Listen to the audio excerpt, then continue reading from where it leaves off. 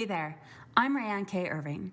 As many of you might already know, having found us in our little corner of podcast land, I was once a sex trafficked child. Gosh, it has taken me more than 20 years to be able to say that comfortably out loud. Why did I stay hidden all that time, you wonder? Well, partially it's because I was in survival mode and self-protecting, terrified of the shame and stigma that has accompanied the taboo topic of sex, sex work, and sexual violence since the rise of patriarchy. But the other reason I remained hidden is that I wasn't hidden at all. I was standing in plain sight. Well, maybe not standing. Actually, I was chasing. I was conquering my dreams and engaging in the art of self-mastery. I was becoming a champion cowgirl, a Muay Thai kickboxing fighter, a world traveler, a mentor, a student of neuroenergetic kinesiology and brain integration, an author, and now I can say I've been a podcast host. Listen, life isn't a singular event, and healing doesn't happen in a linear line. It's been my experience that it's all just experiential. No journey looks the same because every person's perception is unique to them. We are deeply complex and layered individuals struggling to align with our ever-shifting inner and outer environments, which is why I think people want the mess. We want the mess. We want the truth. We want to see ourselves reflected in other people's stories. We want representation, connection, relationship. We want intimacy. Our stories aren't about the things that we should have done differently or the people who abandoned us. They're about revealing our inner journey towards self-expansion. And it's a bloodbath. It's not beautiful mornings with birds chirping, or there are no quiet demeanors with peaceful smiles in this space. Our stories are loud, obnoxious, vomit, diarrhea. It's weight gain and weight loss, sexual dysfunction, repeated mistakes, seeking validation everywhere but from ourselves. It's trying on different gods, different personalities, additional area codes, and flaunting our inner demons. It's making friends with your ego, thanking your shadow self. It's building trust with your younger self while treasure hunting for our inner child. It's bludgeoning our past with a meat cleaver, putting a gold leaf frame around the crime scene and giving silent thanks every time we pass it in the hallway of minds as we move forward, onward, inward. Because trauma not transformed is often projected onto our family, our friends, and our future. It's my belief, though, that everything you will ever need to flourish, it's already yours. So for every person that's found themselves here today, hitting that play button, listen, we are coming in hot, coattails on fire, dropping for your binging pleasure these first 6 episodes so that you can get a taste of the diversity of guests, opinions, and conversations, as well as belief systems that we will be presenting to you on this podcast every Monday. Because our intention is to have an honest and ongoing conversation about diverse experiences, inner revelation, and healing as a culture from sexual abuse, violence, exploitation, and trafficking. Now, I just want to slow things down for a second and take a moment to express my gratitude to you, our listener. Thank you for honoring us with your time and energy on this day. Okay, now on to the main event. From day one, I could think of no better person than the man that I'm about to introduce you to have here as my very first guest. This man, 22 years ago, he spent 6 months earning my trust. And after 3 failed attempts of my own, he stepped to my pimps in an epic showdown to help me escape the streets and what is now known as child sex trafficking. The year was 1998, and I had just turned 16. Working the streets, I had only known Peter as a youth outreach worker.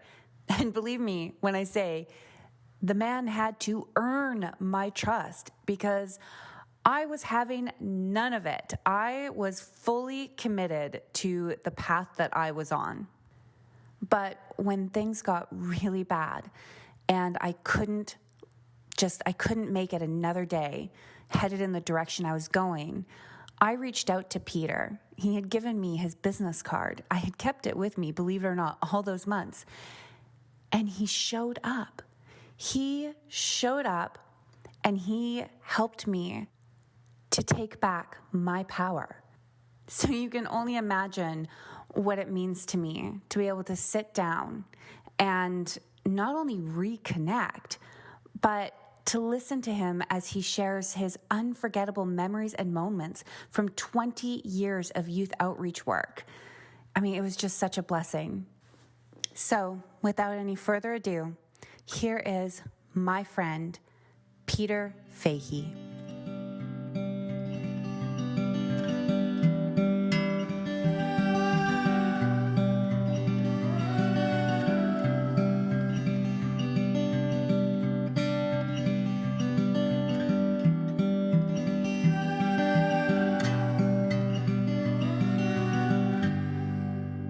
Hello.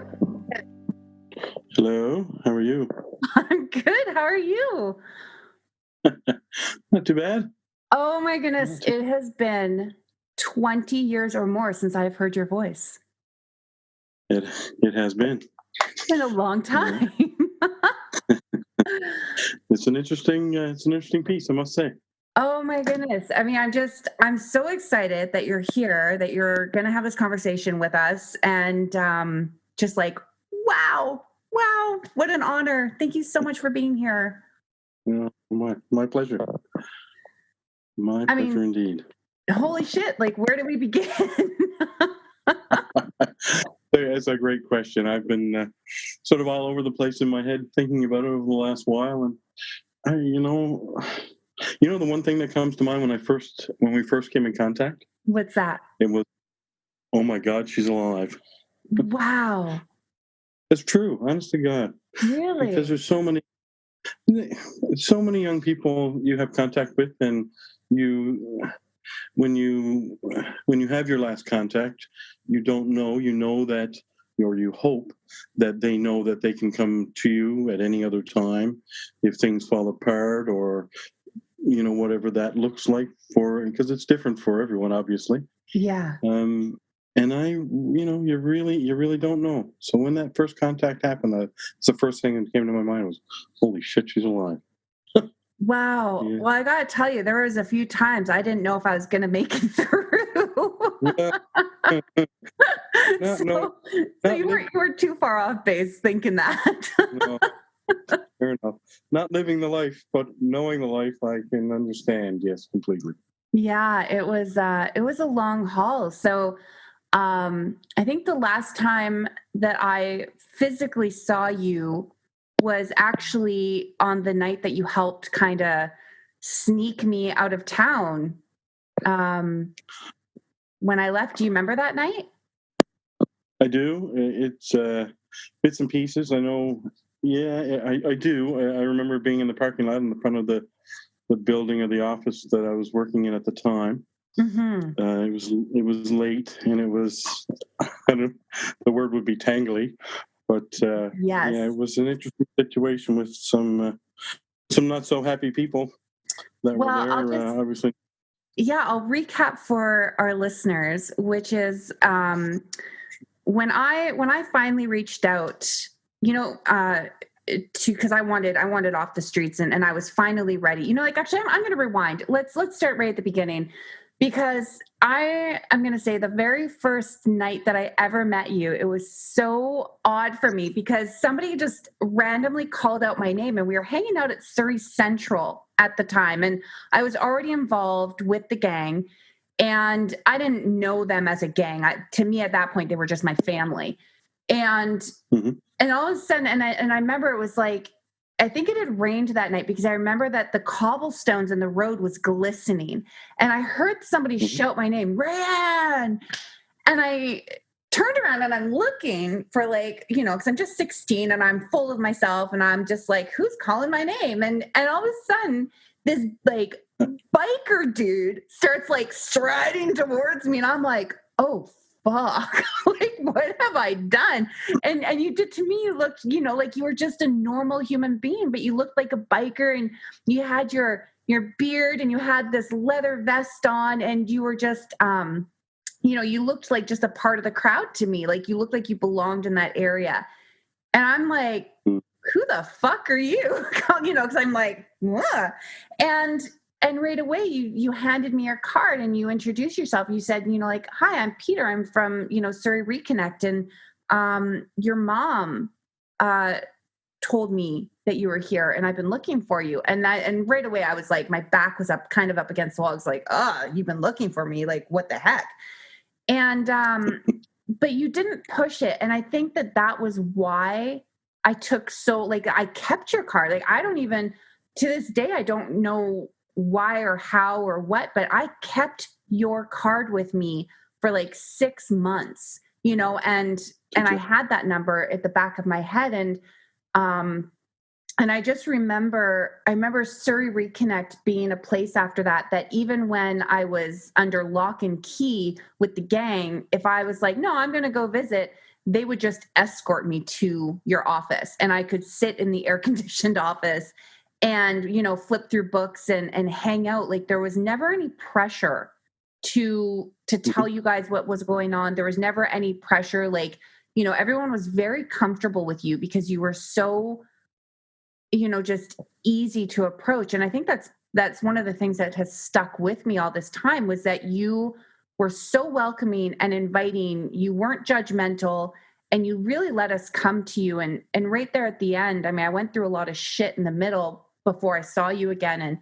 And I remember when I finally made that phone call to you begging for help, like, please get me out of here. Like, I just been, there'd been a home invasion and shooting and guns. And I was just like, fuck, I need out. You were there, right? Mm-hmm. Like, you never pushed to pull me out, but the minute that I needed you, you were like, okay, we can get you through this. And I think that's a big part. It's probably one of the main reasons why I did make it out alive, is you never got flustered. You were there for us. And I don't know, it just, that really stuck with me. And then on that last night, holy shit, like, I didn't know you had it in you, but, like, I met up with you at Surrey, and I came back in from Vancouver because I'd been hiding out for a week from all those pimps. And we ran into the gang. And I remember they were having a barbecue, and I was not willing to leave until I could say goodbye to them. And they said something, mm-hmm. and they were like, no, we've got everything together. We're going up to Kelowna. And I was like, oh, okay. And it was like that codependent, brainwashing, kicked in. And I remember I turned to you guys and I was like, nope, I've changed my mind. I'm good. I'm not leaving. And my aunt had shown up at that time, and you guys held your ground. And I remember you and my aunt went toe to toe with that gang. And I think you guys were like going to call the cops. And because I was like, no, I'm going to go. And the gang was like, she's coming with us. There's no way in hell you're taking her. And it was like, it was an actual standoff. And I mean, shit got hairy there for a minute, but you guys held your ground. And honestly, I really believe like that's the only reason I made it out when I did. There's so many things that sort of sprinkle into my mind from that evening and other evenings, to be honest with you, that have happened in that parking lot, because there's been so many, I wouldn't say confrontations, but situations that could very well become confrontational have happened in that parking lot over the years with young people and families that I've worked with. What I do remember really clearly, and I don't remember who it was in the gang, but we were sort of face to face, and it was a situation where I wasn't taking no for an answer today. Because a lot of the times, and I've come across not necessarily this gang, but I've had dealings with others at that time period. And at the end of the day, they know that the work that I do, it's a job. Yeah. And my job is to give young people the opportunity to get out. So I don't know exactly the wording, but I said something to the effect of, Rayanne is going to come with us tonight. That's her choice. I'm going to help that happen. Today or tonight, the good guys win.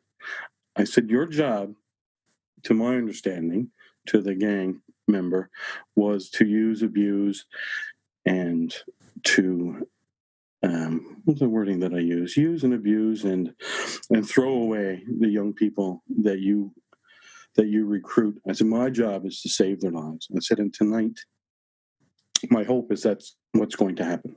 Something to that effect, with a few other nice words in there that I don't recall, but it was along those lines, Rayanne. That it was just yeah. There's no way you were ready, and you had said you were ready, and I believed you.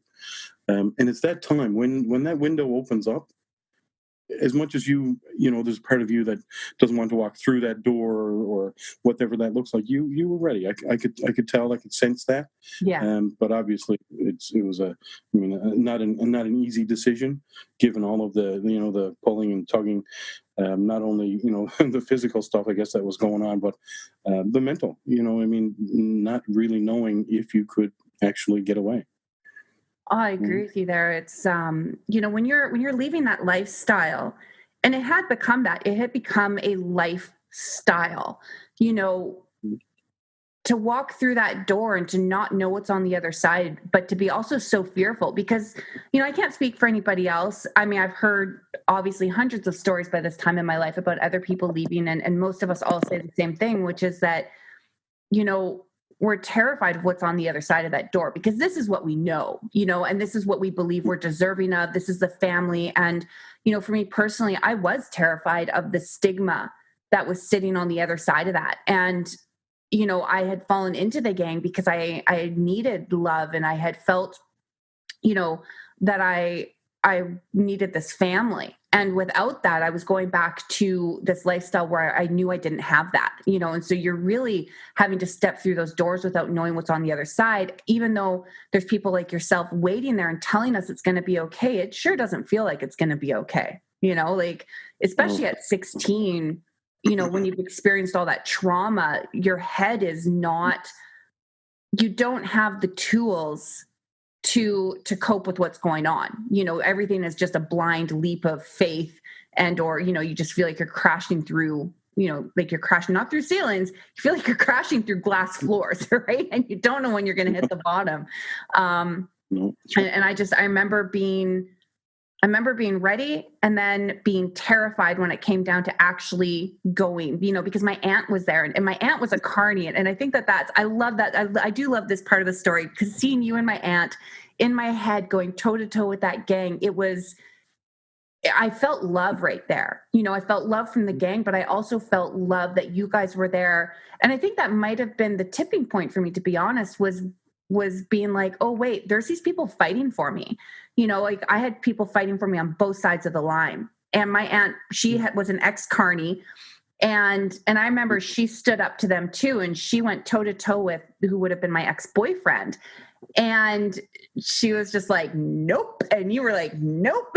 And that's all it was. It was just like, we're leaving here tonight with this kid, and you go ahead, do your worst, because we will call the cops and we will go down with you. So it was, that I've held that in my heart for a very long time, and it was an incredible thing that you guys did. And I really want to know all about you. I mean, I already know all about me, and but I want to know, how did you get into that line of work? How did you become a director for that, for Sur Youth Reconnect? How did, because you've come across hundreds, if not thousands of kids. And I remember I wrote you a letter. I don't know how long it was after I got off the streets. I wrote you a letter or a card, and I spoke with you, I think, after that. I don't know if it was on the phone or if you wrote me back, and you said to me that out of the hundreds or thousands of kids that you had helped, like maybe 10 had made it out and stayed out. And that stuck with me too, that I was, that I was one of the very few who did get out. And I think that's one of the things that helped keep me out of that lifestyle, was knowing that so many went back to it, not wanting to be a stigma, not wanting to fall back into that life trap. And there were a lot of opportunities for me to fall back into it when I first got off the streets. But what was it that, drove you to help kids? How did you get involved with Surrey Reconnect? And what was that like day after day, facing those realities? Well, a few questions there and loaded questions at that. So I'd say let's rewind for me, I guess, and give you Yeah. some of the history. I grew up born in Newfoundland, Okay. and I left. My father worked for a larger company that was sort of, I guess, an international company. So we moved around a bit, both in Mhm. Newfoundland, and then I did some high school in Ottawa. And then I come back and finished my grade 12 in Newfoundland. And I wasn't sure what I wanted to do. I had a good relationship with the guidance counselor. And I went to the guidance counselor. I'm sure I was probably stoned out of my mind. And I said, listen, I'm graduating high school in like 3 months, and I have no idea what I want to do. He said, there's two things. He said, one, we can just apply and you can go to university and you can do whatever. You're a smart young man, you put your mind to it, type of conversation that this guidance counselor had. He said, or we can look at other programs that can take you, out of Newfoundland and probably most likely out of the country. And you can see other things in the world and see how the world really works. And I said, sign me up. So long story short, I applied for a program called Canada World Youth. And I was successful in getting accepted. I think one of 7 Atlantic Canadian young people, I think, at that time. So that was 1990 Mhm. when I had finished high school. And that the program that I was accepted for was between British Columbia and Jamaica. Okay. So I spent 3.5 months in Lillooet, living in like a billet family. Basically, if you're playing on a hockey team or whatnot, you would stay with a family. So I stayed with a couple of families actually in Lillooet for about 3.5 months, and we had a counterpart. So from Jamaica, so there was 21 of us in total in Wow. this program. And so Canada World Youth has been running since I'm going to say early 70s, Mhm. with probably over I would say 100 countries. Um, so I was successful in getting into that program. The group leader for the Canadian side worked at a youth in Surrey. And when she and I returned to Canada after Jamaica, I really didn't want to come. I wanted to come home to Newfoundland to see my family, but I wasn't ready to move back here at all. I was, I sort of spread my wings, I guess, a little. I was 18. I left home at 18. My first when I when I left Newfoundland, I had $125 in my pocket. Mhm. Sorry, no, that's not true. I had $500 in my pocket. I sold a dirt bike and my drums, and I got on a plane. It was Canada's 125th birthday. So Okay. Air Canada, you could fly anywhere in Canada one way for $125. So I Nice. said, how far can I get away from Newfoundland? So I went to British Columbia. It's true. So the first job that I had, about 3 days after I got there, I went to Manpower. Someone told me you can go down to Manpower and you can get a job. And I went there and they got me a job pressure washing. And I said, all right, no problem. He said, meet me here. We're going to do it. It was a night job. I said, really? Night job? Yeah, night job. Less people on the street. I said, very good. This guy picks me up in a van and takes me to East Hastings, drops me off with said pressure washer, Mhm. shows me where I can hook it up, and I'm pressure washing blood off doorways. I Oh. lasted. I lasted that night. Actually, I didn't even finish that. I did not even finish. That was my Oh my god. first eye opener to East Hastings. Wow. I was out playing for Newfoundland like 5 days. Oh, That was nuts. that is intense. Yeah, Wow. that was nuts. I can't. I mean, they didn't care obviously who I was or where I was going, but Yeah. that's where Manpower sent me. So in British Columbia, I volunteered at a health unit, working did pre and postnatal sort of clinics with the nurse that was there. We had done hearing and vision testing I was a part of it was the first year that World AIDS Day had come about. So we did a presentation at the high school for that, which was interesting, just getting to know what AIDS was myself, and not knowing that some years down the road I would end up working with the population in Surrey, actually, at that, the road. Yeah.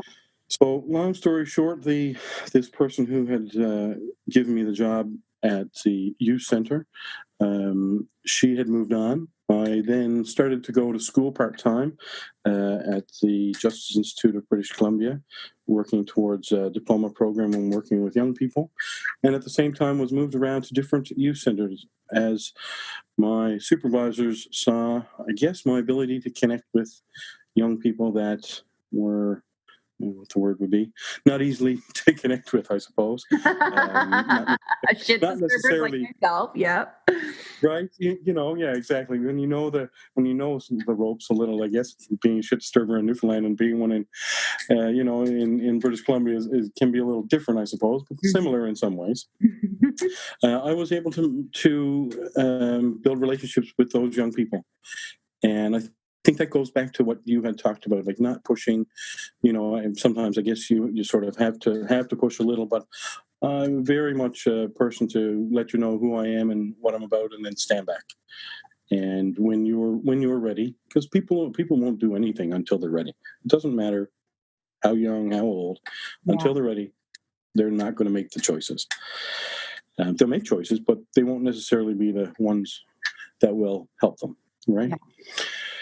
So 6 years working at youth centers all over Surrey, and there were outreach workers that would come by mostly on their downtime and introduce themselves to and to young people, hang out, play a game of pool. And so these were the Reconnect outreach workers. There's a number of different programs in the Lower Mainland that were Reconnect. I ended up meeting mostly just the workers from Surrey Reconnect, and a position came up as an outreach worker.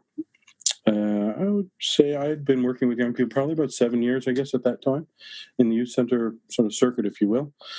And when that position came up, they came by and said, "You know what, Peter, you should really apply for this. You've got the personality." And so anyway, that's sort of how the Reconnect piece started. So 7 years working with young people in camps, taking them camping, and then just your regular youth service type stuff, youth center type stuff. And then I took Reconnect in 1996, late 1995. So when I got there, this guy has already got everything rigged up in the syringe, and he's shooting into his neck when I'm walking up to the door. So this is my first experience. I was talking to a fella with a needle sticking out of his neck, and he was talking to me. He left it sticking in his neck, and he was talking and waving his hands and talking to me. And there was when the needle was moving, there was blood squirting. Oh. Then that just must have been like, right? And I thought, there are no words. Where am I? So anyway, kept it calm, kept it cool. Asked him if he needed any help. Could I do anything for him? He said, no, that's okay. No, that's good. And he just walked away. So I got upstairs, and they never said anything to me. Nothing. I get the job, and I'm there. And probably 7 months, maybe later, one of the managers is not there, and so doing interviews for this position, just need someone there to, ask a few questions and da da da da. Anyway, comes in, and I'm looking at the camera going, and then this guy comes around with a needle, and he's going to stick it in his neck again. And then he goes up. Well, they're shooting up anyway. He said, you need to see it, and you need to be comfortable with it. And if you're not, then you generally don't make it up over the stairs. And the rest, I guess, is sort of history. So that was a huge change. I mean, going from arts and crafts and sports to, and I'll tell you, it's not the first young person that I worked with, but within the first month and a half, my first client. So I wasn't able to take clients right away. She was a young woman. She was 14. Her mom lived at a hotel in the area, and she started to tell me about, she called them under the beds. So I had this blank look on my face. I had no idea what the under the beds were. And anyway, so this young person tells me the story how mom would take the John, and the John would stand up at the edge of the bed, and mom would be lying on the bed. And when the pants hit the floor, this young girl is under the bed. So she would take the wallet, and I don't, in my head. So I'm very new in terms of this sort of world of street entrenched young people, and the things that happen. I'm very, naive, I guess, in that sense. And I'm just dumbfounded. I don't even know what to say. And I honestly, all I could say was, I'm sorry. I'm really sorry that that's happening to you. Mm. She did that for another 7 years. Wow. Doing it for herself. There was no, for this young person, there was, she could not see the out. Her life was there. Her family was there. Mm-hmm. Street entrenched as much as anyone I had ever worked with. And I think back sometimes, not now, but then, closer to that time period, to think of, geez, what else could you do? Could I have done to help this young person make change? And I don't know what that answer is, really. I mean, truly, I don't know what that answer is. But for many young people, to change that lifestyle, you have to be removed from it. Yeah. Completely. That's your family, that's your friends, so-called friends, and even the real friends. Mm-hmm. Because sometimes the real friends don't actually get it. And they don't see the importance of being away, and they might not get the nuances of, if someone asks a question, where are you? Have you seen this person? Mm-hmm. And that information gets out, and all of that is for naught. And that goes back to what you and I were talking about earlier, as in, what is through that door? How can I trust these people? Yeah. Right? So I guess, I'm sort of skipping a little bit all over the place, but in working with this, I keep going back in my mind to this young person and thinking, what can or what could I have offered them? And I don't know if there's anything else that I could have offered. They came in just as you had done. Once we had sort of built rapport, you had come into the office. I remember making you food on a couple of occasions, and sitting down, and you would sit. We were in our old office at that time, and you would sit down, and after about 20 minutes, half an hour, you would change. And my coworkers and I would talk about this, as young people would come into our office and hang out a little bit and become more comfortable. Mm-hmm. The language changed. There were some smiles that were genuine, not the there was actually a little bit of laughter, and knowing, the turmoil, I guess, that's on the other side of that door when you go out. We really identified when young people would start to, I guess, some of the bridges would be built in terms of some of the trust. So when I recall time, I can always recall the time in which there's something there where the trust has been built. And once that happens, you really have to work hard for it not to break, right? Because it's such a fine piece. So at some point, you believed you could trust, and that is one of the keys to getting out. Well, it really is. It was the consistency that you guys demonstrated. You guys were there, and I could even show up. Like I said, I had escorts, members of the gang. I wasn't allowed to go in a lot of places. I was what they deemed like a high risk runner, I guess, because I was always doing outrageous shit. Like there was this time, and this is actually why I had an escort. I don't remember if I ever told you the story about why I was always showing up with an escort, which is we had all been drinking and we'd been partying, and I was like, I want to go do something. And they were like, you're not leaving this apartment. And I was like, Jeeves, hands me my cape, and I legit jumped off the balcony. It was like a 2-story balcony. And I jumped off it, hit the ground, and fucking booked her. Like, I mean, I ran. It was like, and then you run and you're like, well, that was fun, but I actually really don't have anywhere to go. And so, you know, you kind of go back with your tail between your legs, like,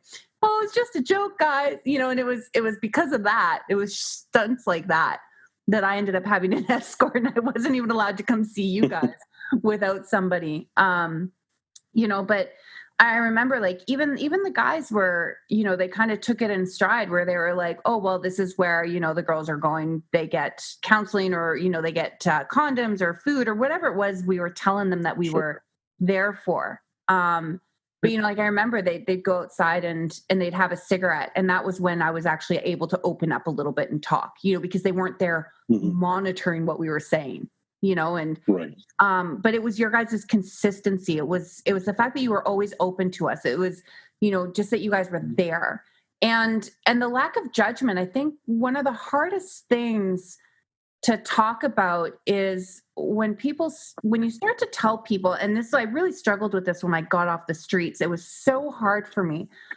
And I'm sure for anybody who's ever experienced it, but people, they don't want to hear what's happened, and it makes them very uncomfortable. And you become emotionally intelligent when you're living on the streets and you're living by your wits. And you have to learn to read people, or else you're going to get into a wreck, right? And so you read people's facial expressions and their energy, and, you know, you hear the things that most people don't in conversations, and people get so uncomfortable when you start talking about your experiences. And I learned at a very young age all about gallows humor, and I knew how to diffuse their discomfort by turning things into a joke, and then by brushing it off like nothing was that big of a deal. But with you guys, when we went in there, I never felt as though you were judging me when I would tell you something outrageous. You know, when I would tell you something that would have had other people stuttering or stumbling, or, you know, trying to make it better or ignoring it, you know, you guys just listened. And I didn't have to change my words or my stories to make you comfortable with what I was experiencing. And for me, that's what built the trust, you know? Okay. Yeah. Interesting. Yeah. I like that. Well, I mean, I do. And sorry, go ahead. I mean, that's I mean, one of the, I guess, cornerstones of really any work with this population is, I mean, you can't judge. There's no judgment. I mean, that's, you know, being non-judgmental. I mean, you can make judgments, but we're not judging you. We're like, you know, we most often would think of the other people, you know, that are hurting you. Do you know what I mean? And trying to figure out that. And I know when I'm listening to the stories, and I know it's very important to listen to the stories, it's about, I mean, in the back of my mind, I'm sort of jotting notes of who the players are and how they fit into maybe the other 3 or 4 young people that I'm working with that I've heard this name pop up. And you know what I mean? Yeah. I'm trying to figure out how they all play together. So maybe there's another young person who Rayanne maybe doesn't know that that we're connected as well. Do you know what I mean? So not to get anyone in trouble or anything like that, but just to let someone else know that you have somebody else around that you can trust. You know, because I know there was other young people that you were around at that time that we also had contact with, and I think that there was some conversation there about, hey, you know, what's this dude Pete like what's going on? Can you trust him? Can you know what I mean? And I think that at the end of the day, the feeling was, or at least what we were trying to, not just myself but everyone working with the program, was, let's just be there when they're ready. Yeah. Right? Because as I said before, you can't do anything unless people are ready. You just can't. Let them know that when they're ready, you'll be ready, or I'll be ready. But until people are ready to make choices, there's not a lot you can do. But give them information, give them solid information, let them make good choices. Yeah. But it's not easy, and you walk away thinking. In a number of conversations, in conversations that I'd had with you, I know I walk away thinking, "Geez, maybe," because sometimes just the way you would word something, it can come across different for someone.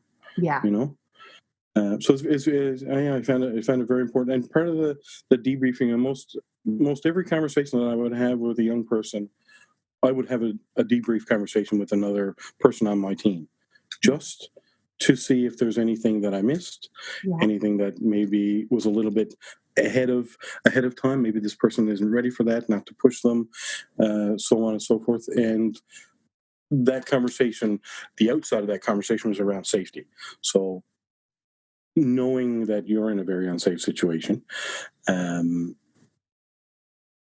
it was very important to us, not as much at our office, but when we're out on the street, to make the contacts meaningful, yet we really couldn't go overboard, because we didn't know who the other people were behind the scenes. When we did know them, then that's different. Mm-hmm. But there was new gang members and new people running the streets every day. Every corner was different, That must have been so hard when you would lose sight of these people or connection with them. They would disappear. It was just the way that it was. I know I lost track of so many people that just came and went. Even girls that I worked with would just one night be gone and I never saw them again.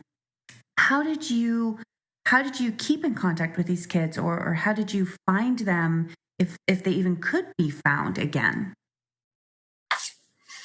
Yeah, I don't know. It's different. It's hard to put into words. I mean, someday, like I said, small victories. Yeah. Small victories. That's it. I mean, you can't, to get a phone call, or I used to really enjoy when someone come up and say, "Hey, Pete, you've been looking for this person," because I would come to you and say, "Hey, does this name sound familiar?" And Mm-hmm. and sometimes I'd know by the way someone's eyes would move, or do you know what I mean, and or what question they would ask next, if they knew them or not. So then I'd at least know if I was half close, right? Because sometimes when we would get a referral, say, to the program, sometimes we wouldn't have a picture. Sometimes we would just have a name. Mm-hmm. The parent was too embarrassed. Sometimes it was from the social worker, and the social worker had a physical description of what they were wearing when they were in their office last, which is probably 2 months ago. Do you know what I mean? That type of thing. So, in terms of locating a young person, that was the easy part, mm-hmm. Right? The tough part was gaining trust. Yeah. That was the really difficult part, right? Yeah. And even larger than that, obviously, is some type of positive impact, mm-hmm. whatever that looks like. Yeah, exactly. But yeah, I don't know. I'm not sure how day in and day out. It wasn't easy. I know that. My coworkers, they would. I always wore my heart on my sleeve. I've always been like that. I don't know why, but it just have been. So I can remember being at a Christmas party, and we were giving out gifts and stuff to young people. We used to cook a turkey every year, just for the client, a handful of young people, probably 7 or 8 that we knew that would at least be able to get along and have a decent night. And we had some gifts and things donated and whatnot. But there wasn't a Christmas out of those 6 or 7 Christmases that I didn't cry on Christmas. It's true. I couldn't help it. I don't know. I think a lot of it was because we started to talk about some of the people that that we'd come in contact throughout the year, and no doubt every year there was young people, or even their parents that didn't make it through the year, right? Mm-hmm. So I don't know. I always felt that. But the part of what I was saying was that what all 3 of them, they had always said to me, said, "Peter, the only person that a couple of them had worked in outreach for some time, They weren't as old as I was, but they'd been working in it as long or longer than I have. But they both said to me, they said, no one has ever showed emotion like you do to the kids, to the young people, or in a staff relationship. I never saw it as a weakness, but I know people do see it as a weakness. And that's why people don't act that way or show emotion, because they see it as me. I don't, not like that, not in that sense. But I think it makes you. But I always thought that it was interesting feedback. It is interesting to me. I wonder why that is. I think you showing emotion. I think that it was encouraging. It made you more human. Like That's what I was hoping. Yeah, it just made you more human, and it made you more approachable as a result of that, right? Like, I think about people's reactions or their lack of reaction, or just the discomfort. Your emotion wasn't. You didn't show discomfort. You showed genuine interest. You know what I mean? Like, you weren't scared off by what kids were telling you. You were more moved by it. No.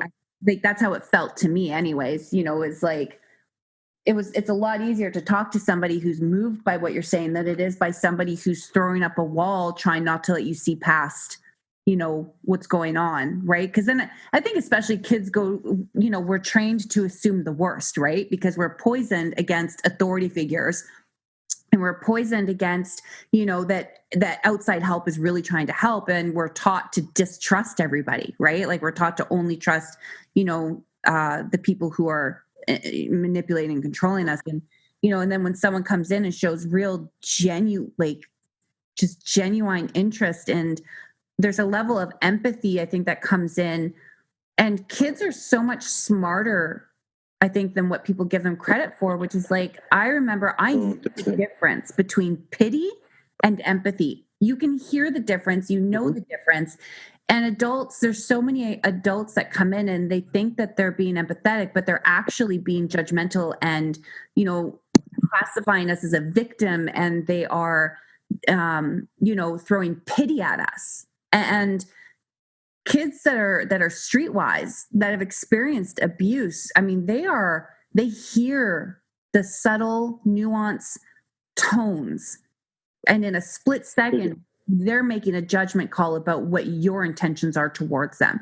And if they aren't genuine, if they aren't authentic, they can hear that, and they're already in a state of chaos. And then you go and throw an adult in who says things that they know better. And I think that walls get slammed up so quick that way. And I think that your approach was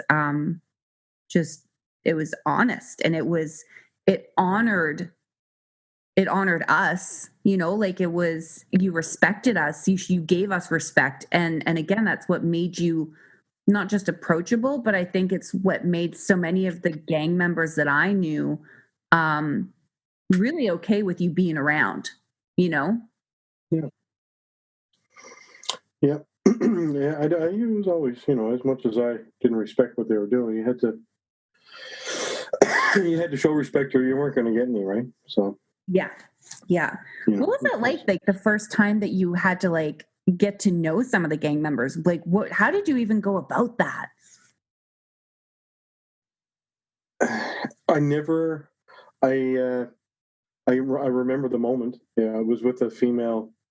I won't say names, but I was with one of my female workers, and it was just a matter of fact. It wasn't like I didn't. It was the same thing as I was talking to you. There was a level of, I tried to create a level of mutual respect. I always try to find some commonality, whatever it was. This person they were listening to music, I remember, and I tried not, how you try to be cool, but you're not, and you're so. I was trying. I had to not look like an idiot, right? So, and I grew up playing drums, so it was a pretty cool drum beat. I was going to remember it was Jamaican, and I didn't at that not in the first instance, but I had a number of instances where I had been in contact with Jamaican gang people in Jamaican gangs, but since I had lived in Jamaica, that when I mentioned that after the fact, that went a long way, only with Okay. him. But fun and the common piece. So music, I played drums for years. It was just a mutual respect that couldn't, that I had to. It couldn't be fake because, as you know, they're going to see through it, right? So Exactly. it had to be honest. And I remember walking away. We got about 20 feet away, and the worker I was with, she said, "Were you as scared as I was?" And I said, "I wasn't thinking enough to be scared." I said, I really wasn't. She said, "Peter, that was fucking freaky." And I said, that was more than freaky. She said, "They all had guns, right?" And I was like, "Yeah, they all had guns." Yeah. It was, it's just, I don't know, it's just a mutual respect thing. And I don't know, I guess from there, I'm sure I've talked my way out of getting shot a number of times, but. Wow. Do you think that your childhood prepared you for that, where you were able to tell the difference? No, No? I don't, nah, not my childhood. I don't think so. No, I honestly, I don't. I think that for me, and sometimes I might be in a false sense of this, but it's in my belief in my ability to connect with people. Or, having said that, knowing that I have made a connection with them. What's your most memorable experience trying to pull somebody off the streets or trying to intervene?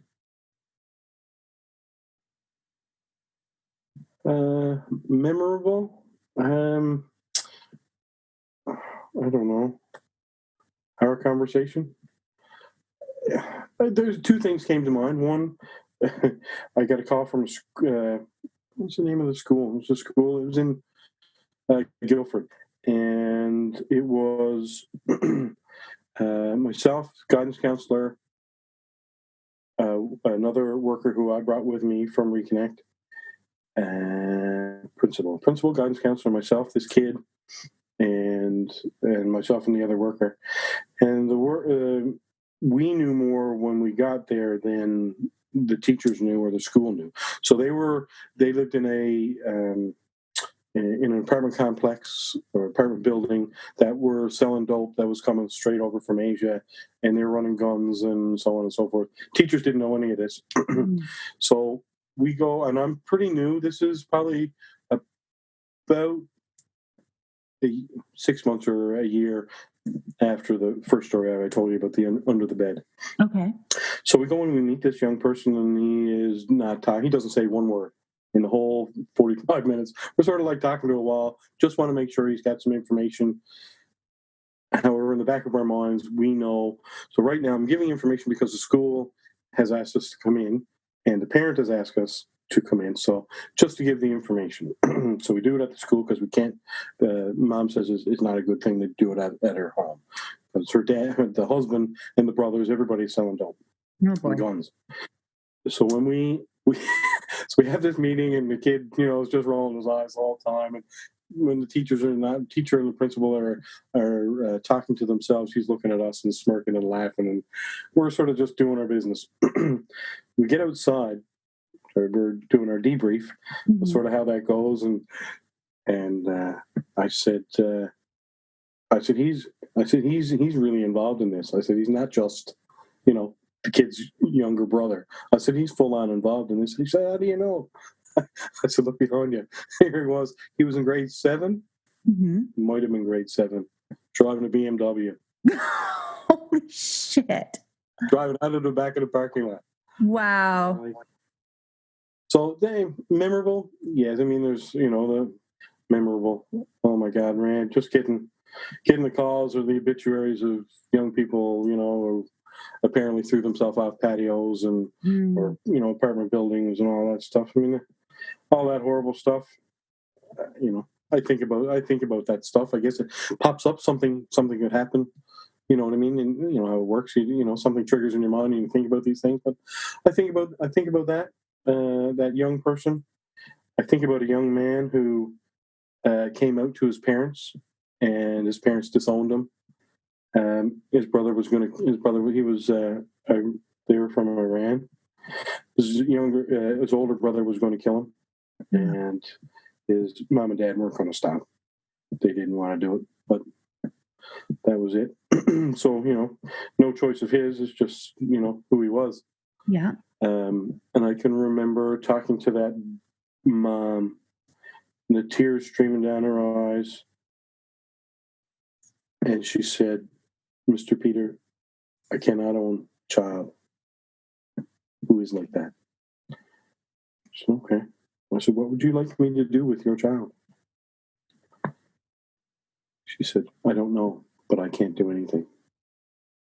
Now, she was more worried about her husband, and she was, she could look, turn the other cheek, and she would like to, see him, in a decent place and support him somehow. But with the dad and the brother, he would not have survived. He just would not have survived at all. I don't know. There's so many different memories. Funny as we're talking about them, I'm thinking of others. But in some of the best memories, I took myself and the Reconnect workers once a year. Probably about this time, actually, every year we would go out to Pitt Meadows and we rent the canoes. I'm trying to think of the name of the lake. We'd rent canoes out in Pitt Meadows, and we'd go on a day trip. We take 8 young people, didn't matter who they were. And what I realized after the first year, when we took, some people that really, couldn't get along. Yeah. We got into getting into the canoes was the hard part without tipping over. Once we got, it's the same place. So we did it for probably 6 years in a row. And myself and the workers, we would look at each other when we would come to this point. You go across the water, and then you get to like the estuary. Okay. And as soon as we turn the corner, language would change. We'd go from the street language, and it wouldn't be obviously perfect English or anything, but the swearing was different. It was just, you could feel it. And that's when some of the ideas of having young people in a camp in the outdoors and so on and so forth, all that stuff started to build in me. But every year when we would go, as soon as we would turn this, we'd get off the lake and onto an estuary. It would be, it was just like you were with a different group of people. It was really cool. I'll never forget that. Like, you know what I mean? Like, kids like yourself would, that the night before you didn't know if you were going to make it, and you're just in a canoe doing something that you should be able to do anyway. Yeah. And just to have that experience, I think is pretty cool. I think that's incredible. And when I say that, I'm laughing, but because I'm wondering what you're thinking on that.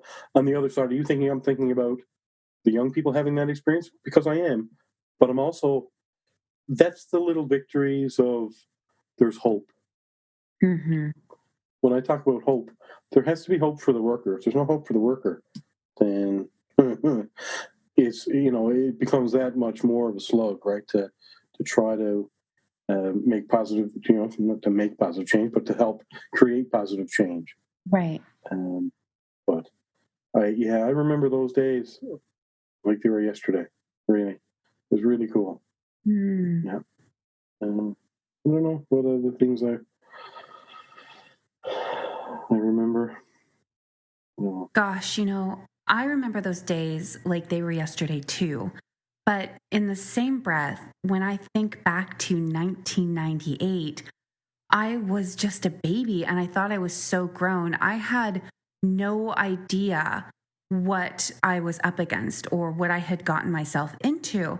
I mean, I've gone back and read articles because I didn't know how deeply entrenched I was, to be honest with you. I mean, at 16, I was just surviving, and I look back now and I can honestly say, my the first gang that I was a part of, I had inklings, but no real idea of how big that spider web was, and of course, like, you find out later on, and this is stuff that you guys would have been aware of that I wasn't, which is that my small little cluster of what I considered family and friends, was part of a huge, huge network. And that network, I mean, they had members that were in jail that were running different blocks in Vancouver. And they were, I think they were part of the Asian gang that was going on. And I was unaware that it went far deeper than it did. And then when I got kidnapped by that second, or I call him my second pimp, I didn't understand at the time that he was actually part of the Punjabi gang, that there was a huge shootout and killing. It was just a hot mess. And he was part of that drug dealing gang, for the Punjabis that had the street wars that were going on over the drugs in 1998. And then, Right. the third gang that I got wrapped up in, they were the starting of the Ugandan gang. And I'm like, looking back now, I'm going, I had no idea. I had no idea that things were that scary. But you guys didn't. And I remember my mom told me a story, and she said she wanted to go in there with guns blazing and just drag me out. And you guys, you particular Peter, you guys stepped in and you said, you can't do that because you will get her killed. And I think that was one of the most intelligent things. And also, not just you could get her killed, but my mom said that you guys said she could run back to them because she has to make the choice. And I think that giving young people the choice, that's empowering them. And that is, I felt empowered by making the choice. It was mine to be in there. It was mine to get out. And, I think you guys recognize that if you had pulled me out, yeah, there was a good chance that I was going to get killed over it. And even when it was my choice, we all still were up against that wall where they could have grabbed me and things were going to turn ugly. And, it was, I think that there was just so much wisdom. I mean, how did you guys come to that recognition, or how did you guys come to that wisdom of knowing when you could step in and put your foot down and say, no, not today, versus knowing when, no, if you step in and try to pull her out guns blazing, she might die? How did you guys come to that? In your situation, it was both the physical location. I think I felt safer is probably not the word, but they were on my parking lot. Right. They were on your block. Yeah. It's silly as that sounds, but there is something to that. There is. The other part was you were not 100% ready, but you were ready. Mm-hmm. I don't know if anybody is 100%. If you're committed, 100% probably not, but definitely committed to making that move, to making that change. Every situation is different, but what I learned both on the job from people that I had worked with, and as well in school, mostly on the job for this stuff, but it is, as I've said before, when someone is ready to make that change, or their back is up against the wall and they know they need to make a choice. Mm-hmm. When they're ready to make that choice, that is the time.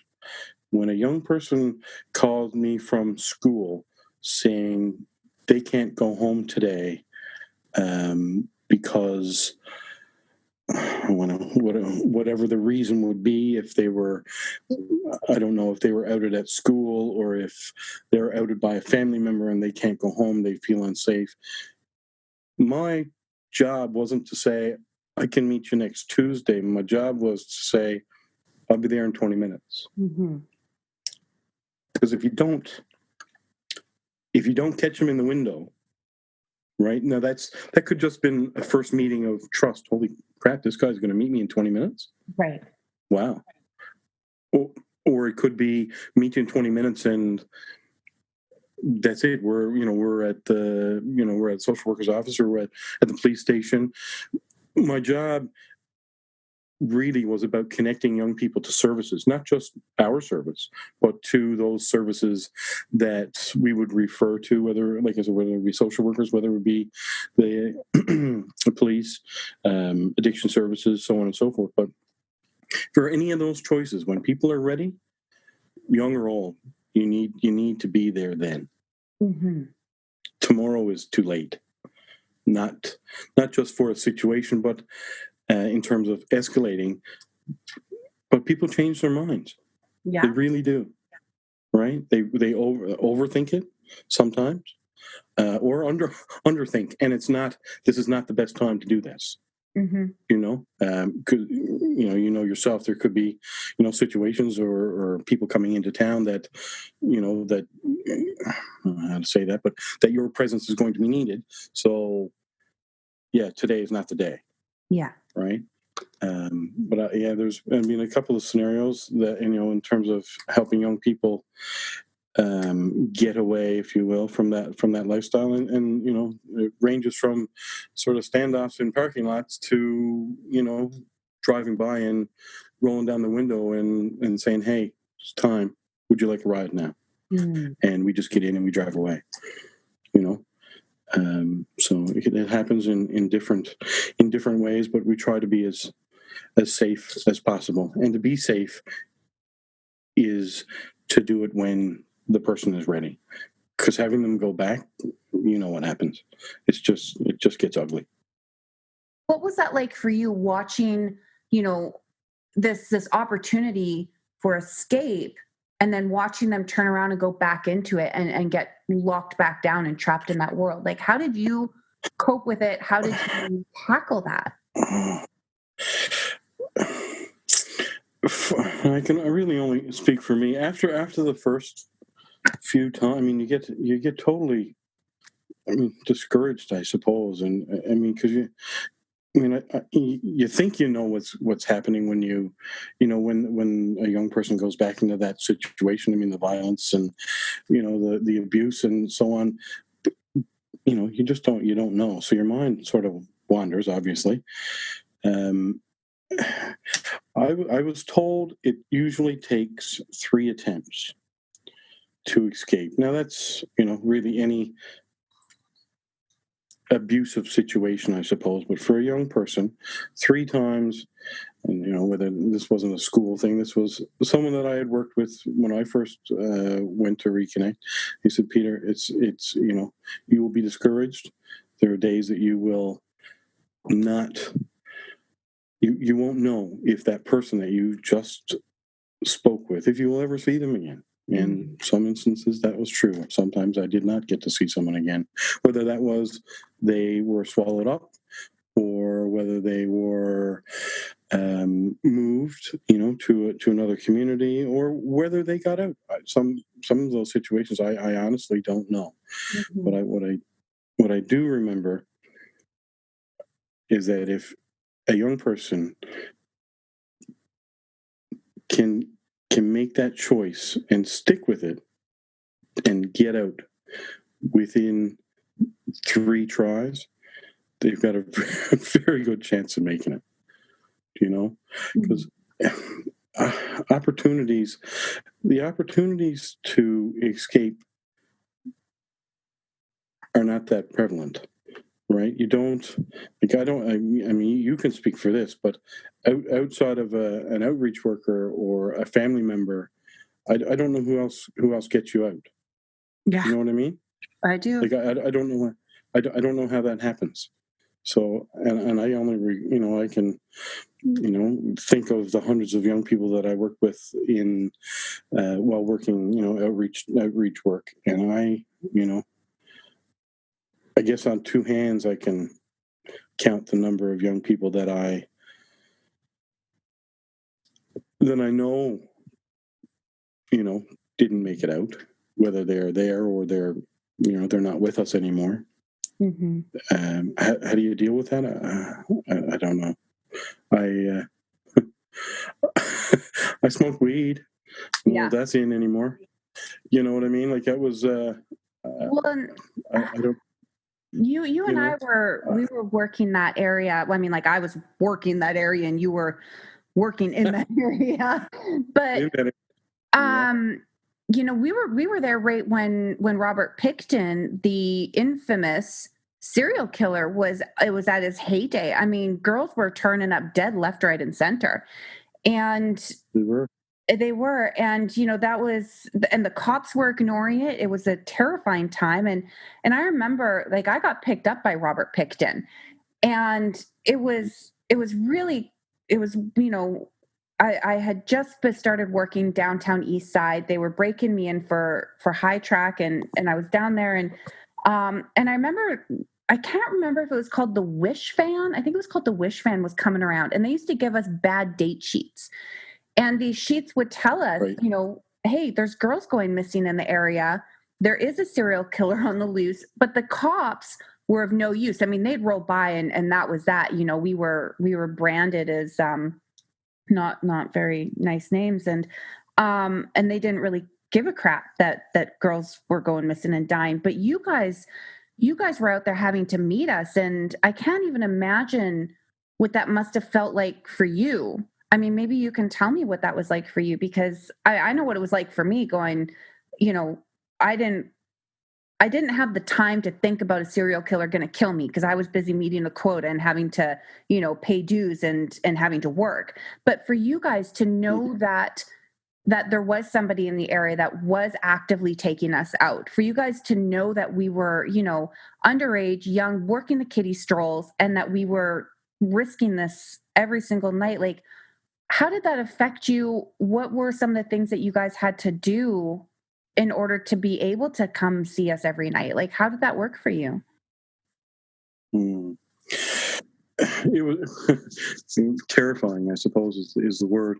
I mean, I think many professionals sort of, whether we didn't know anything specific in terms of, Mr. Pickton at the time, but it was obvious. I mean, we would go to they were called we call them kid specific meetings. Okay. So when a young person is involved in a number of different agencies, and how we're not sure how to, or if anyone is connected with them professionally, right? So I would go to these meetings once, I think it was once a month, maybe every 3 weeks. And so we would bring this list of names, so from my office and then from whoever else would be there, probably 5 different organizations. These would be Surrey specific. And I don't think we knew at the time exactly what was happening, but I remember being at meetings when people would say, yeah, okay, so none of us have seen this person Mm. in X number of weeks or X number of months. I think we would all like to think that someone's somewhere and safe. Mhm. But I think, deep down, I think we all knew that wasn't the truth. Right. It's really, I mean, that's the sort of the sick part of of the community. Do you know? I mean, Yeah. it's horrible. I mean, there's people out there that have no regard for life, Mhm. and then there's someone out there, hunting humans, right? I mean, it's a really different. It's a different thought. You know what I mean? It's a different thing to think about. Well, I How do can't we even deal with imagine, like, it? psychologically, you guys know we're going missing, but again, like, I fall back on, you guys still showed up. You guys showed up all the time for us, and you guys didn't have all the information, but you were giving us the information that you could, and you were always checking in and getting the information from us so that you could help keep others safe. I mean, that's quite a feat. Yeah, and a lot of it was done off the side of our desks, if you know what I mean. And it's because Mm. there a lot of the times there's nothing official.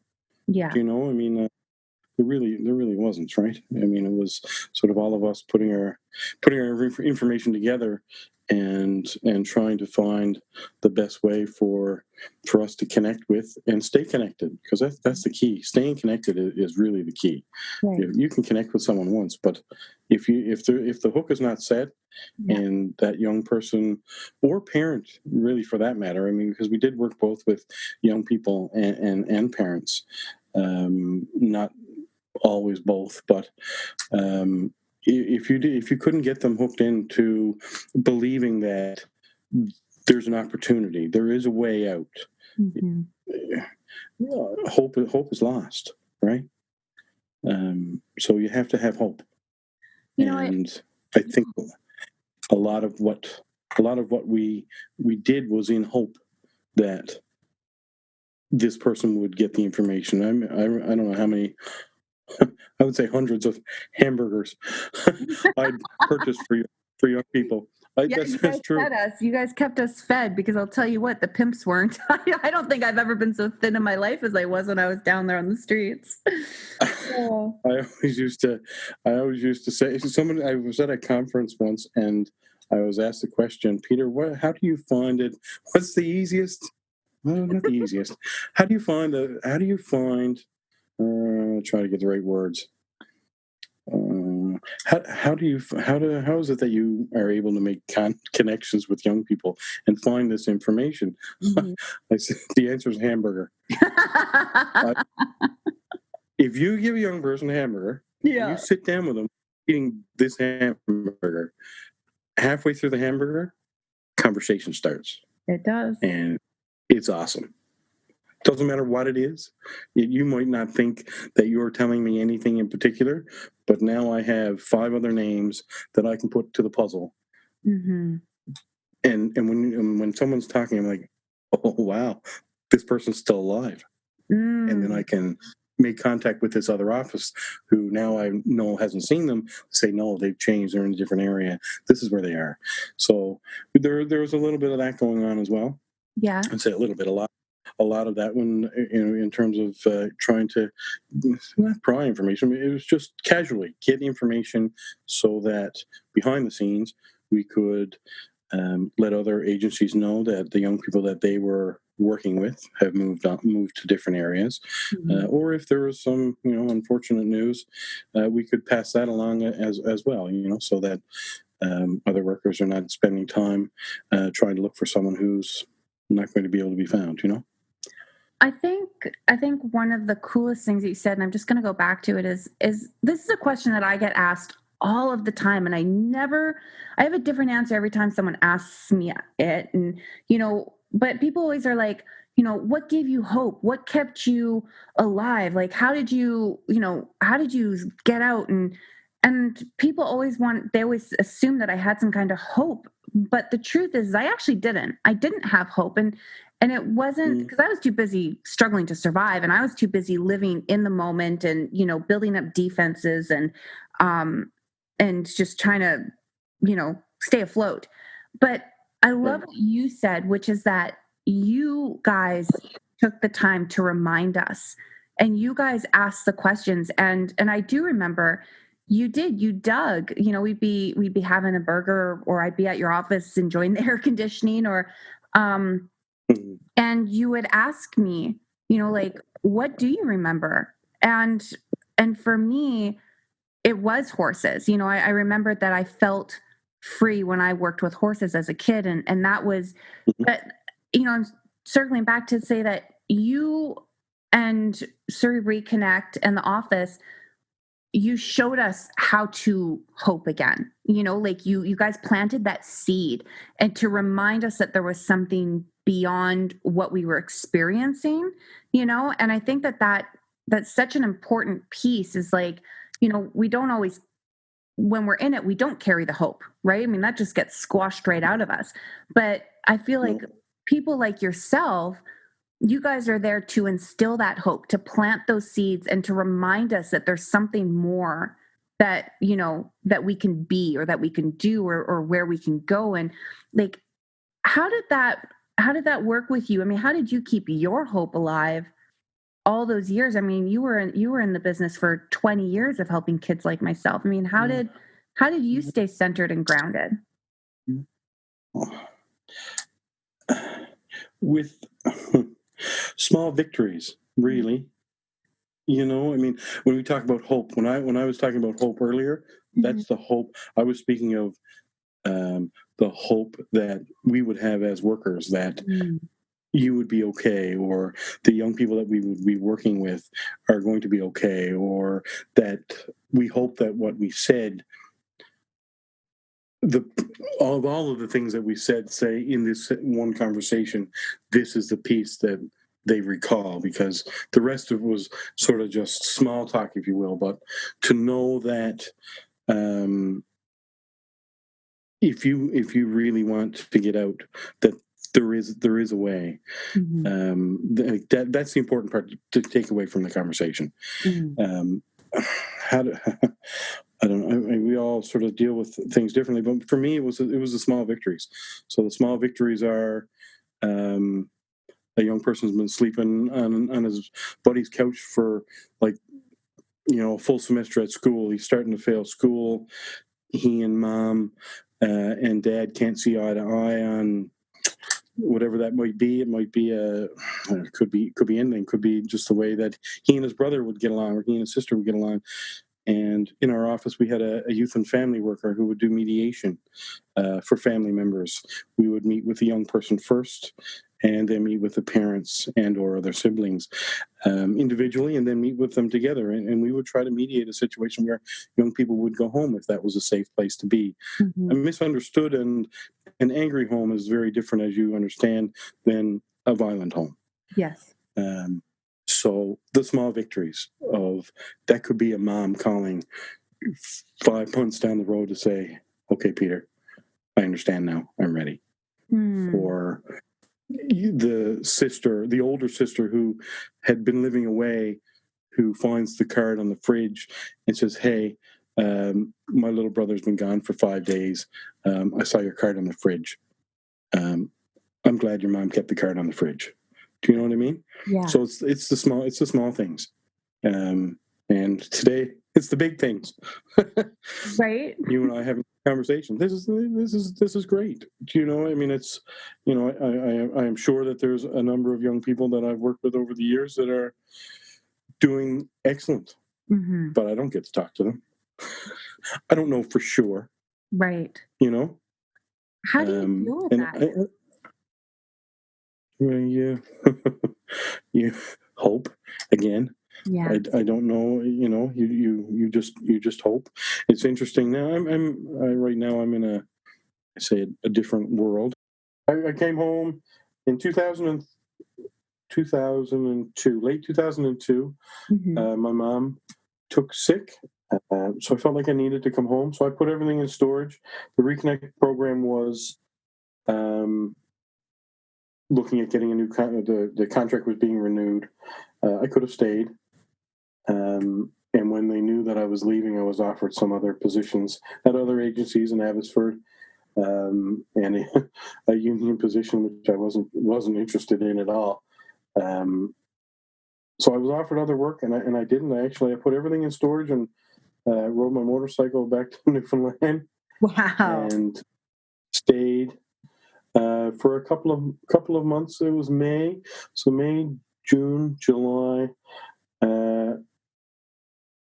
I was at a friend's cabin, and we were out in a canoe, and we were fishing, and I got a phone call from an organization in Abbotsford saying, Peter, we've got you on the short list for the executive director of this agency, and we want to offer you this position. I said, can you hold on 1 second? And I took probably 10 seconds. I made a decision. I wasn't sure what I was doing. I took the phone and I answered. I said, no. I said, I really think I can't make a decision today. I said, I really think Newfoundland is the place that I need to be right now.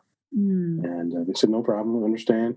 If you come back to BC, just let us know. And there may be a position of, some of the position available. I said, very good. I dropped the phone in the water and kept fishing. And stayed. That's the guy. It was. I guess I don't work with young people anymore. I haven't now since 2011. Okay. I guess. So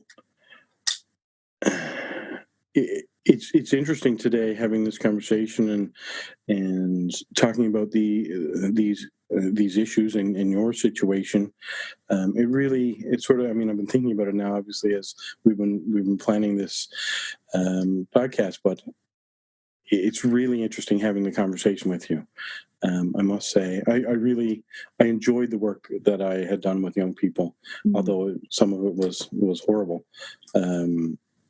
At the end of the day, I really enjoyed it. And I worked with young people um, in different capacities as well, outside of recreation, I guess, and Reconnect. When I came back to Newfoundland, I worked some residential group homes. I did that for a little while. Yeah. Then there was a young men's shelter that opened up here in St. John, so I applied for a job there. So I worked with them for some time, and then I worked with another organization that helped young people get connected with education. So young people who, you know, life happens, and they don't get their high school finished, but the other things in their life they sort of have figured out enough that they can move forward. So some of my work, I guess, just before I had finished my youth work, was working with young people, and in an outreach capacity. Still, I really was outreach for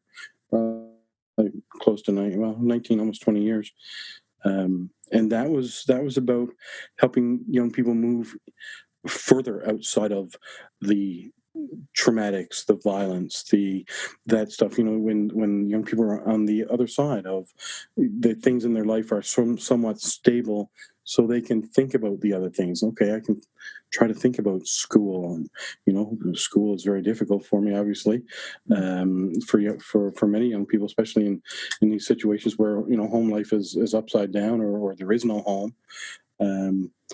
But I found it interesting to work sort of with that full sort of gamut of young people, from the recreation aspect to then looking at or working with young people who are street entrenched, and then working with young people who are sort of past some of those situations, or many were past those situations and now looking to gain skills. So whether that would be at high school or at post-secondary.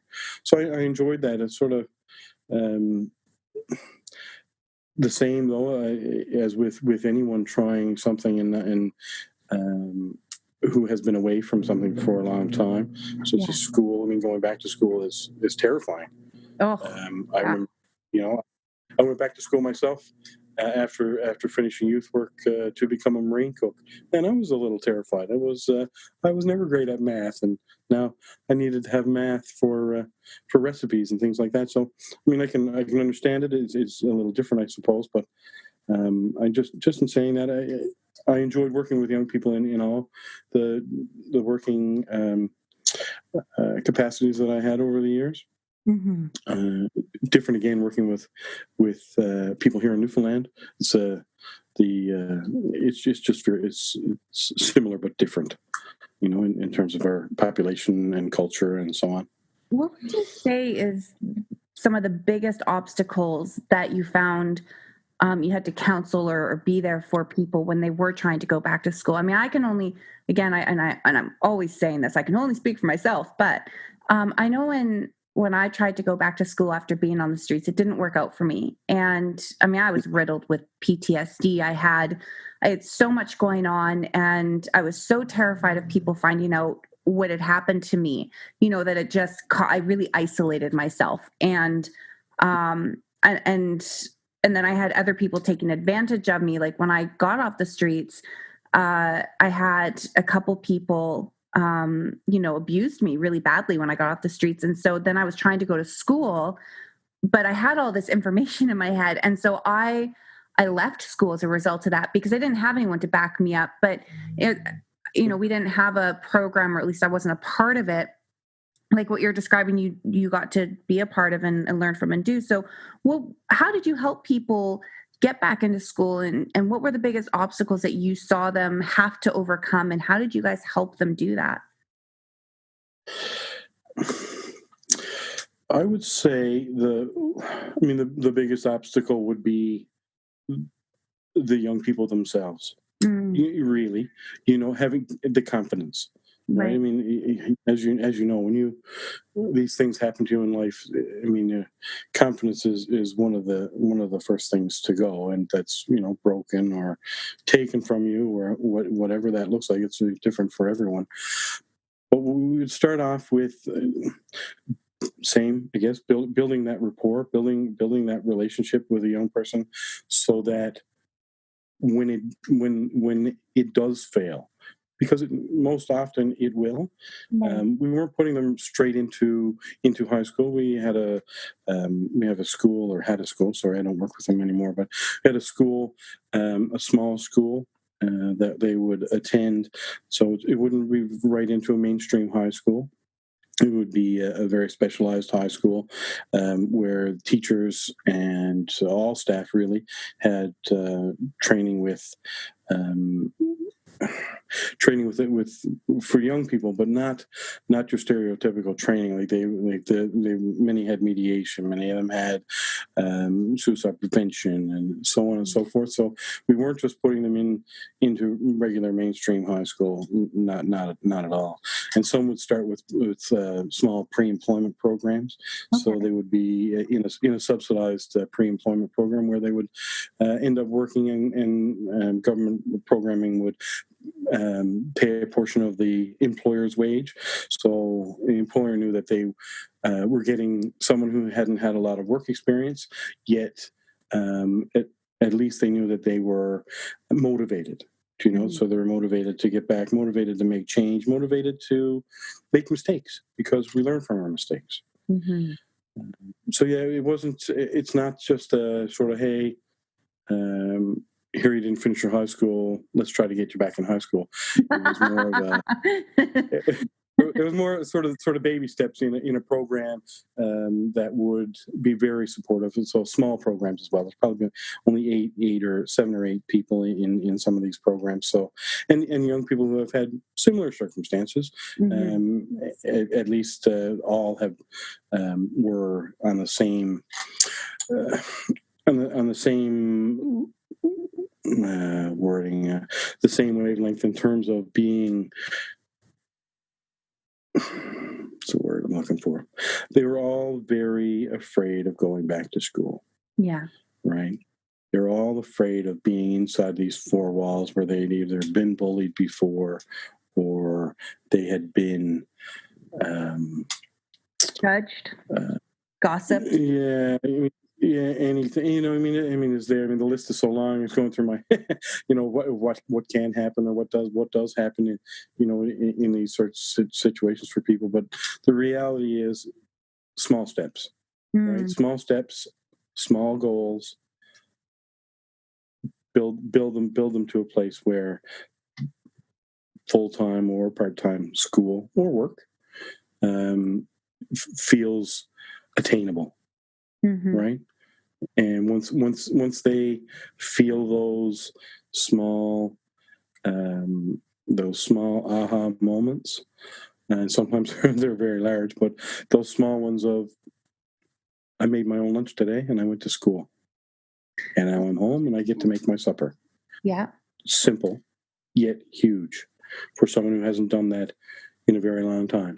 Gosh, I can't even begin to tell you how strongly I wish a program like that would have been available to me when I got off the streets, because that sounds ideal, honestly. Before we wrap it up, Pete, I just want to switch gears here, and I just wanted to ask, what are some actionable steps that you could recommend for people to, if they want to look deeper, and if they want to take up or start a new role within advocacy and boots to the ground humanitarian work? You have to be open-minded. You talked about being non-judgmental. You can't judge people if you want to help them. Right? It just doesn't work that way.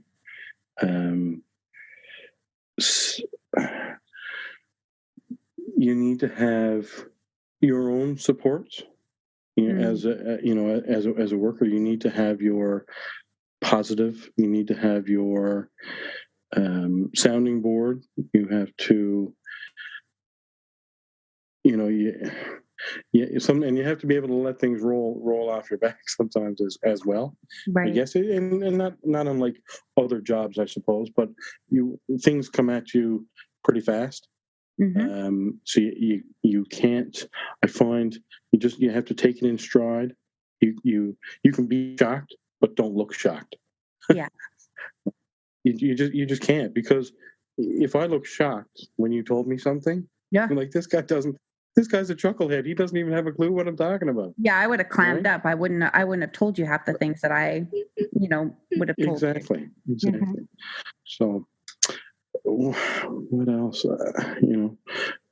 I would say, if there's someone interested in going out and helping young people, or getting into a career of outreach and advocating for young people, I would say you're in for an awesome ride.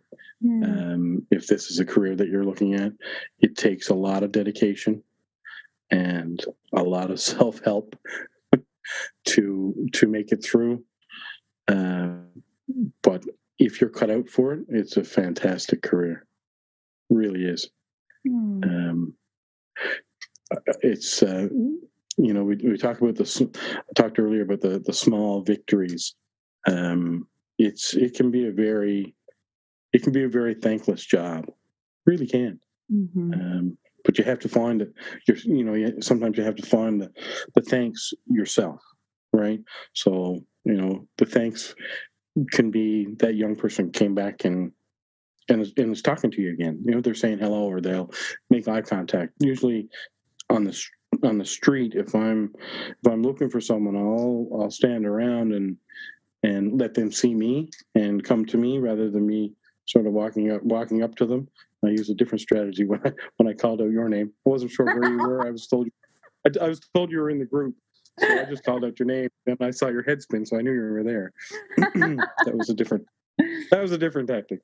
And there were some Oh. other people that were there and I think that you probably knew that I was sort of looking for you anyway. But Mhm. anyway, that's it was yeah. In terms of the career, Ryan, it's yeah. I mean, it's a fantastic career. I really have to say I very much enjoyed it, and I do enjoy what I'm doing now. But it's obviously very, very different. Um, I don't know what else to say. Education is a key. There are obviously new theories. There are new programs out there to be had and to be enrolled in. So I can't speak to what they are. I'm really not familiar with them, but I know that over the years these programs have changed, certainly. Um, but yeah, I'm not sure.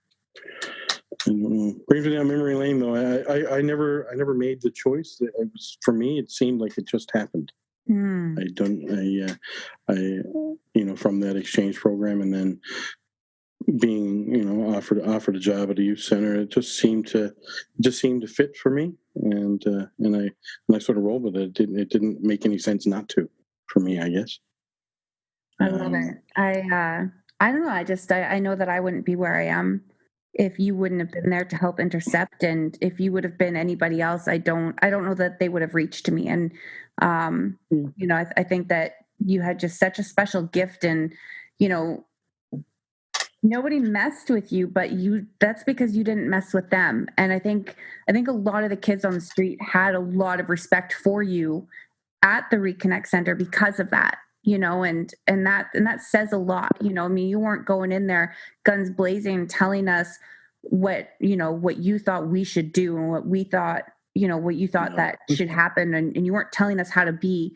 You were there, and that it was that respect, I think, that kept a lot of us safe. It kept us from getting hurt.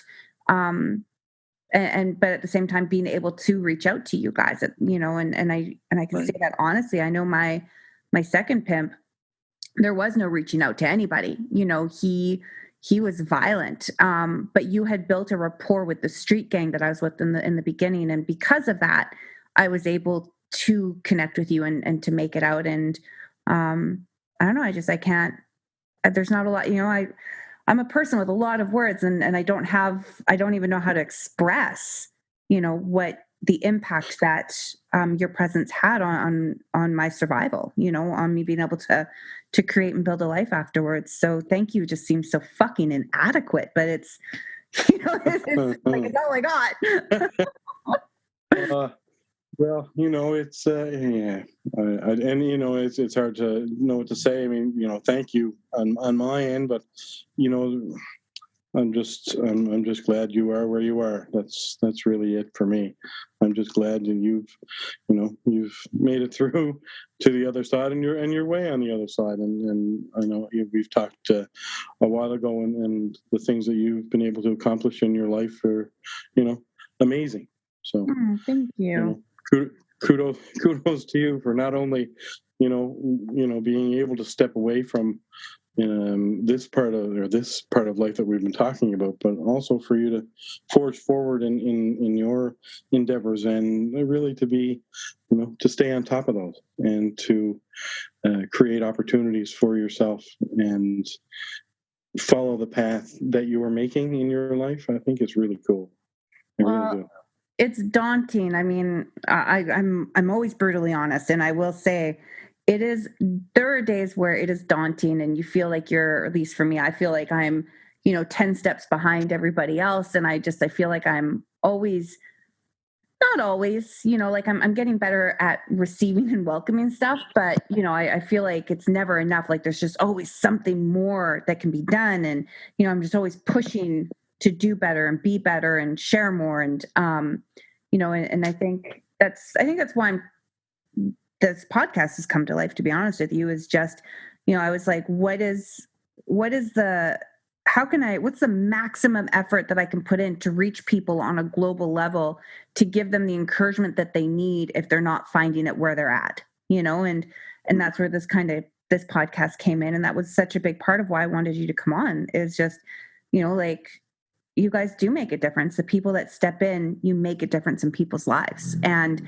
it might be 20 years before you find out that, that there was a happy ending to that, or that your work impacted, the way that it did. But it's like, you impacted me. And now as a result of that I get to go out and, spread that love. Right. And I think that's, I think that's what really matters, is like, it goes on, it lives on, it carries on. One act of kindness, does have the power to change the world, because it spreads through to the rest. So thank you so much for coming on today. I mean, it's just such an honor, such a privilege. You're welcome. My pleasure. It's been an excellent conversation, I must say. Yeah. I was a little nervous, but I was terrified. I was like, what am I going to say to him? What are we going to talk about? Totally nervous. Yeah, but no, it's been an excellent conversation for sure. Well, I hope that we can do it again. Honestly, like let's catch up off the air. Yeah, for sure. Awesome. Thank you so much for joining us here today. Yeah, I mean, I know that you're not working, so I'm not going to tell people where they can find you at. But yeah. So that's kind of, we'll just leave it at that. So thank you so much. Thank you. You are welcome. Okay, I'll talk to you soon. Bye. Thanks, Rayanne. You have a great day. You too. Bye. I'm not where I'm supposed to be. I'm not where I'm supposed to be. I am my own colony, with my best foot in front of me. I'm not where I'm supposed to be. I'm not where I'm supposed to be.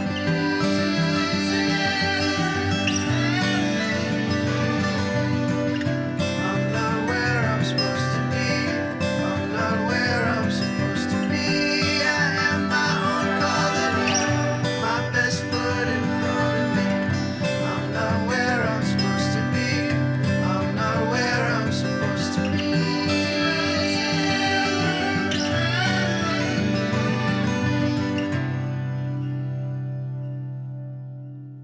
Disclaimer. This podcast is for informational purposes only and does not necessarily reflect the opinions or viewpoints of the host, producer, other guests, or sponsors. I, Rayanne K. Irving, am not nor have I ever been a doctor or therapist, and none of what I say is intended for professional or medical advice.